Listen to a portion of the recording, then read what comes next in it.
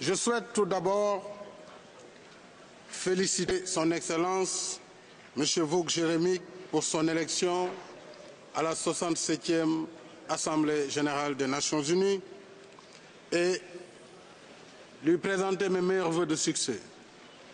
Je salue également la contribution positive de l'ambassadeur Nassir Abdelaziz Al Nasser, président de la 66e session aux travaux de l'Assemblée générale.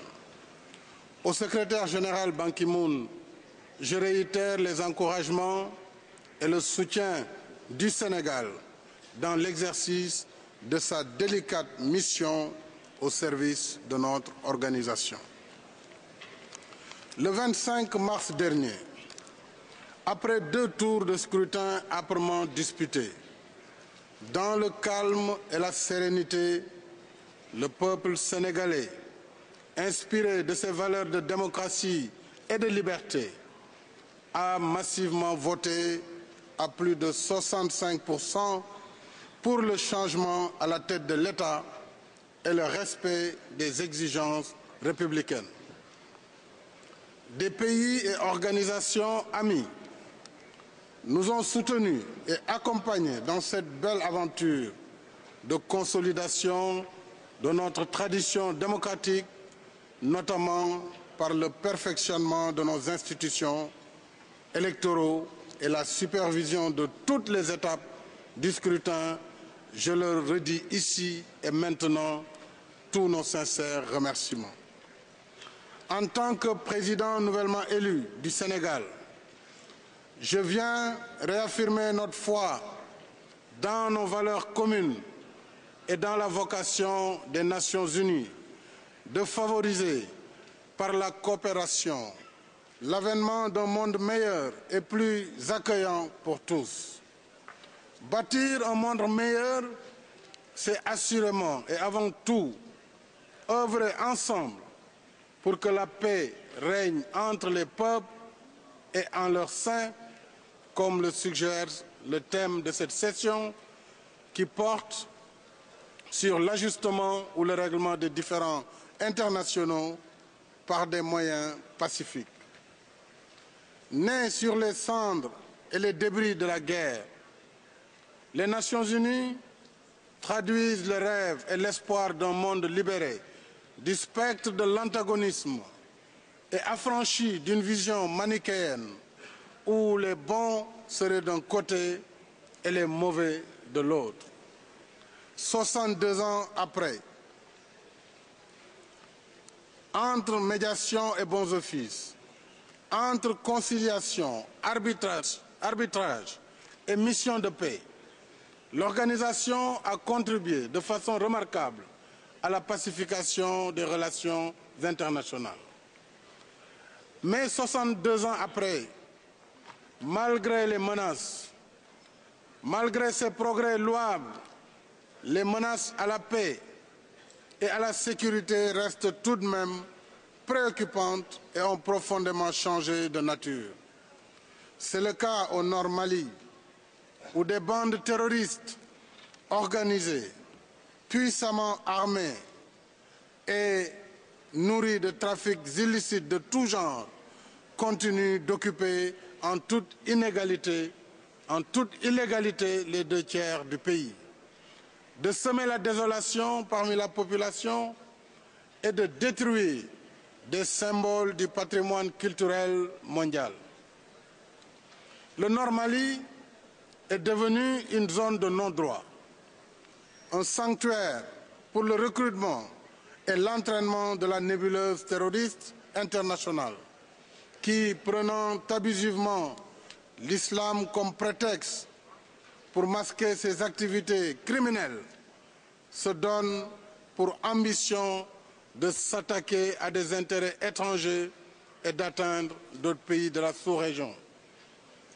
Garant de la sécurité collective des États membres, en vertu de la Charte des Nations unies, le Conseil de sécurité a l'obligation d'agir pour mettre fin à cette situation. Autrement, il aura failli à ses responsabilités. C'est pourquoi nous invitons à nouveau le Conseil à autoriser les actions nécessaires pour combattre les groupes terroristes et restaurer l'intégrité territoriale du pays. Je réitère en même temps notre ferme rejet de toute partition du Mali et notre condamnation du coup d'État du 22 mars 2012. Notre conviction est qu'en Afrique comme ailleurs, la place de l'armée, c'est la caserne. Et sa vocation, c'est de rester sous le commandement de l'autorité civile.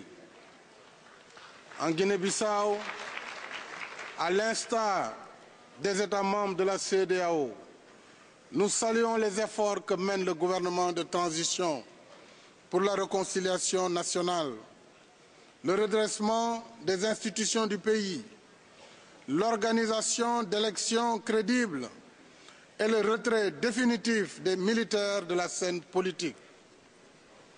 Déjà éprouvée par des années d'instabilité institutionnelle et économique, la Guinée-Bissau reste aussi confrontée à des groupes narcotrafiquants étrangers. Elle mérite l'attention et le soutien de la communauté internationale. Tout comme la Palestine, en sa qualité de président pour l'exercice des droits inaliénables du peuple palestinien, le Sénégal redit son soutien à la création d'un État palestinien viable et indépendant, avec Jérusalem-Est comme capitale et siégeant ici parmi les nations libres. Un État palestinien viable et indépendant, vivant en paix avec l'État d'Israël, chacun à l'intérieur des frontières sûres et internationalement reconnues, est une de nos plus vieilles promesses non tenues. Sa réalisation reste pourtant le seul gage d'un règlement pacifique, juste et durable de la crise au Moyen-Orient. Dans l'intérêt de tous les peuples de la sous-région et du monde, il est temps que la terre sainte des trois religions révélées cesse d'être une terre de feu, de sang et de larmes, car la lumière de la sagesse émanant de sa vocation spirituelle en fait plutôt une terre de paix et de fraternité humaine.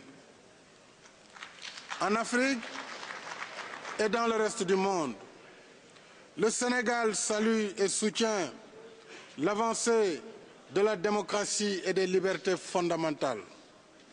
Nous déplorons que certains, refusant l'évidence que le destin de l'homme est de vivre libre, n'offrent en réponse aux aspirations légitimes de leur peuple que la violence atroce contre des populations civiles innocentes. Monsieur le Président, le règlement pacifique des différends qui retient à juste titre l'attention de la présente session ne doit cependant pas occulter d'autres urgences et d'autres besoins non satisfaits. Plus que par le passé, nous vivons une époque de paradoxes et de questions non résolues. Le paradoxe de notre temps, c'est que jamais, dans l'histoire de l'humanité, le monde n'a accumulé autant de richesses. Et que jamais dans l'histoire de l'humanité, le monde n'a compté autant de pauvreté. Alors, quel monde pour demain? La question peut être troublante, mais si gouverner c'est prévoir, nous ne pouvons l'esquiver.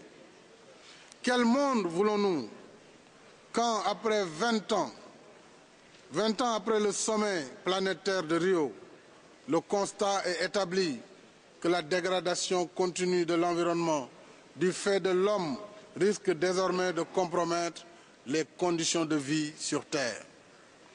Quel monde voulons-nous quand, selon les estimations de la FAO, plus de 900 millions de personnes sont victimes de sous-alimentation, alors même que le potentiel de l'agriculture mondiale peut nourrir plus de 2 fois la population de la planète. Quel monde voulons-nous quand dans nos villes et nos campagnes, des millions d'êtres humains n'ont aucun accès aux services sociaux de base? Des femmes continuent de perdre la vie en la donnant. Quel monde voulons-nous quand des millions de jeunes, après des années d'études, d'efforts et de sacrifices, ne trouvent à la place du rêve accompli que le cauchemar du chômage et l'indignation comme exutoire de leur détresse? Quel monde voulons-nous quand des millions de travailleurs, pères et mères de famille qui gagnent le minimum vital, se retrouvent brutalement sans emploi parce que l'entreprise a fait faillite et que le responsable principal s'en tire plutôt à bon compte avec un parachute doré en guise d'indemnité? Face à tant de défis, anciens et nouveaux, le cours de l'histoire nous montre que les paradigmes ont changé et que les vieilles recettes ne feront certainement pas notre fortune. Il nous faut redéfinir le sens de nos priorités, investir dans l'économie réelle et convenir d'un nouvel ordre mondial plus juste. Et dans cette perspective, le continent africain, qui a enduré des siècles d'esclavage et d'exploitation, ne peut à nouveau s'offrir un cheval de Troie et livrer ses ressources dans une compétition qui la confinerait davantage à la marge du progrès et du bien-être. Nous appelons à une autre vision des relations avec l'Afrique, une vision où il s'agira non pas de traiter de l'Afrique et des Africains, mais avec l'Afrique et les Africains, dans un partenariat concerté et plus équitable, parce que tenant compte des priorités et des intérêts de chacun. C'est ce que nous souhaitons ici aux Nations Unies. C'est aussi ce que nous réclamons dans les relations entre le NEPAD d'une part, le G8, le G20 et d'autres mécanismes de partenariat d'autre part. Et pour le Sénégal, au-delà des exigences de démocratie et de bonne gouvernance dont nous convenons, nos priorités doivent plus que jamais porter sur l'agriculture, les infrastructures et l'énergie. C'est la voie obligée du progrès, celle qui change qualitativement le quotidien des populations et sans laquelle les efforts de développement, de consolidation de la démocratie dans nos pays resteront incertains. Monsieur le Président, s'agissant de la réforme du Conseil de sécurité, le Sénégal réaffirme son attachement à la position africaine exprimée dans le consensus des Unis que l'Afrique, continent qui compte le plus grand nombre de pays aux Nations Unies et dont les problèmes occupent l'essentiel des travaux du Conseil, y soit représenté de manière équitable est une exigence de justice et de bon sens. Car, en définitive, la démocratie réclamée aux États est aussi exigible de l'organisation qui les incarne. Pour conclure, je souhaite, au nom de l'Organisation de la coopération islamique, l'OCI, dont le Sénégal assure la présidence en exercice, renouveler notre foi dans le dialogue pour la coexistence pacifique des religions, des cultures et des civilisations. Dialoguer pour apprendre à vivre ensemble, se reconnaître et respecter nos différences comme source de richesse et non de confrontation. C'est refuser la diffamation des religions et la violence sous toutes ses formes. C'est renoncer à la velléité de domination d'une culture ou d'une civilisation sur les autres. C'est enfin sublimer la compréhension mutuelle pour surmonter le sentiment souvent infondé de la méfiance